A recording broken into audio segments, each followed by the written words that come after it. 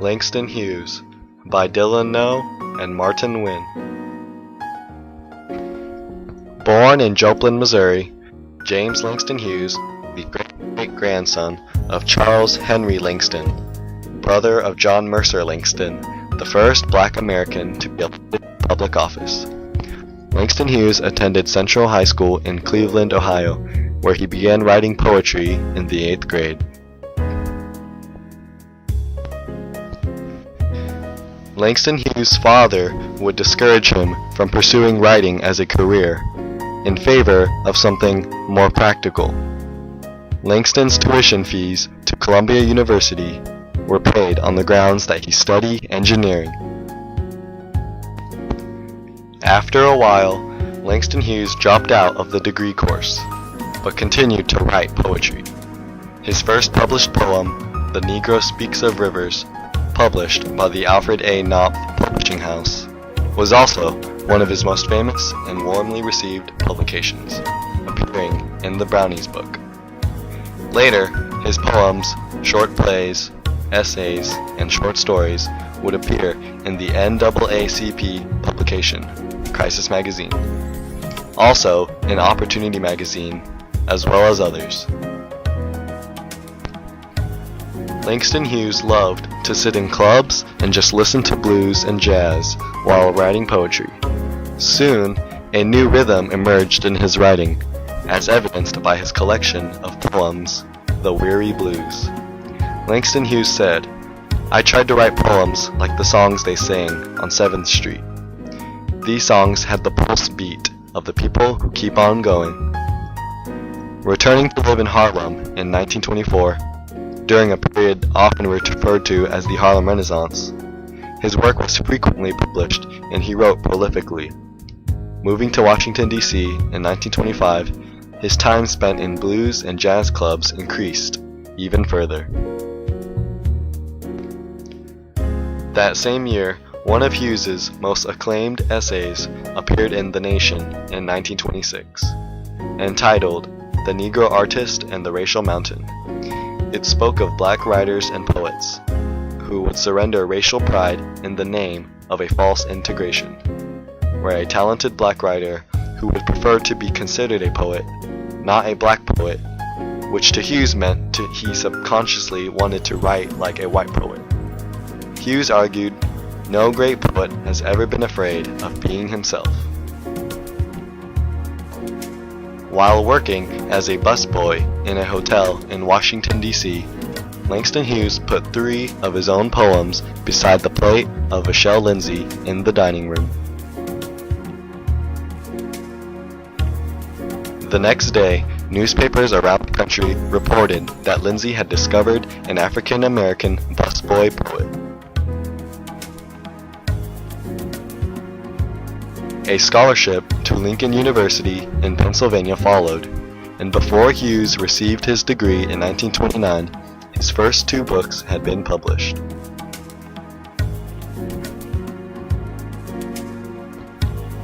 In 1934, Langston Hughes's first short story collection was published, called The Ways of White Folks. The same year, his father passed away. In 1938, Hughes established the Harlem Suitcase Theater, a showcase for black American drama in New York City. In 1946, Langston Hughes is elected to the National Institute of Arts and Letters, a 250-member organization whose self-described goal is to foster, assist, and sustain excellence in American literature, music, and art. Langston Hughes has traveled to many places, including Senegal, Nigeria, the Belgian Congo, Angola,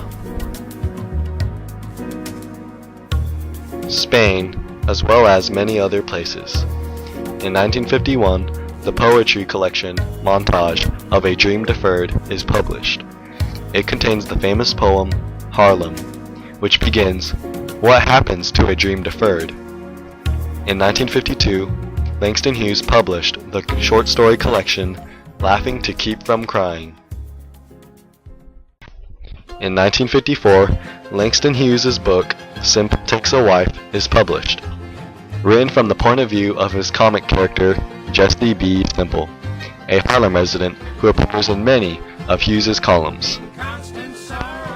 The book received the Anisfield Wolf Book Award, which honors writings that tackle racism and diversity. In 1960, Hughes received the Spingarn Medal from the National Association for the Advancement of Colored People for outstanding achievement by a Black American. In 1961, Hughes was elected to the American Academy of Arts and Letters. Langston Hughes passed away on May 22, 1967. He will not only be remembered for his poetry, but also all of his writings, and his support of African American progressive movements of the time. That same day, his last volume of poems, The Panther and the Lash, was published posthumously. It reflected the black anger and militancy of the 1960s. The New York City Preservation Commission later made his home at 20 East 127th Street a city landmark. Langston Hughes was one of the most important writers and thinkers of the artistic movement, also known as Harlem Renaissance, in America. His work helped shape American literature and politics by having a strong sense of racial pride in his poetry, novels, plays, essays, and children's books. Langston Hughes was a prolific writer. In the 40-odd years between his first book, 1926, and his death, in 1967, he devoted his life to writing and lecturing.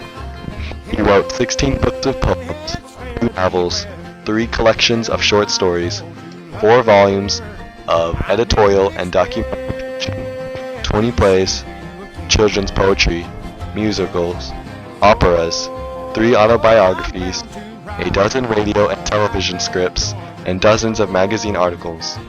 In addition, he edited 7 anthologies. The long and distinguished list of Hughes' works include Not Without Laughter, 1930, The Big Sea, 1940, I Wonder as I Wander, 1956, and autobiographies as well.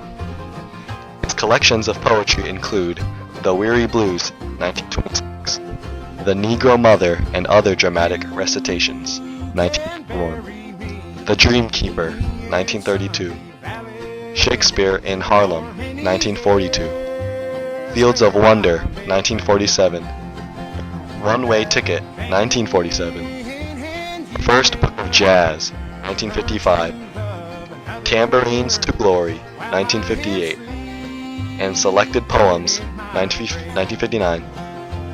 The Best of Simple, 1961. He edited several anthologies in an attempt to popularize black authors and their works.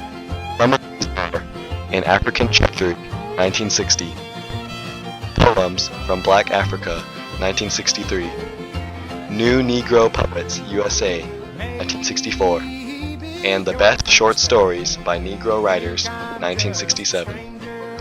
Clearly, Langston Hughes helped spread the African American culture, humor, and spirituality through his works.